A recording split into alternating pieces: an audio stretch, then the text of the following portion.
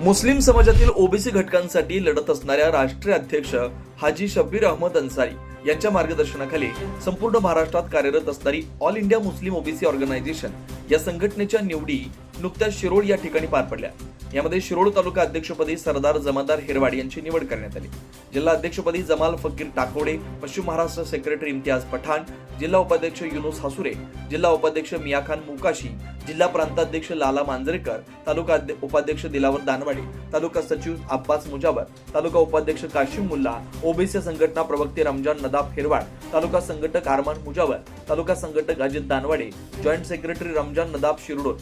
महिला पद नियुक्ती पुढील प्रमाणे: जिल्हा अध्यक्षा रेशमा चिल्लू, जिल्हा उपाध्यक्ष शमा खलीफ, तालुका अध्यक्ष नौशाद बी मुजावर, तालुका उपाध्यक्ष शानम इनामदार, तालुका सचिव जिन्नत मुजावर यांची निवड करण्यात आली। यावेळी पश्चिम महाराष्ट्र अध्यक्ष डॉक्टर एम जी बागवान, पश्चिम महाराष्ट्र उपाध्यक्ष बशीर फकीर, जिल्हा उपाध्यक्ष आलम मुलानी, जिल्हा कार्याध्यक्ष मुन्नाभाई नदाब, जिल्हा सरचिटणीस अन्सार पटेल, कुरुंदवाड शहर अध्यक्ष अशरफ अली बागवान, त्याचबरोबर ऑल इंडिया मुस्लिम ओबीसी संघटनेचे पदाधिकारी, नागरिक मोठ्या संख्येने उपस्थित होते।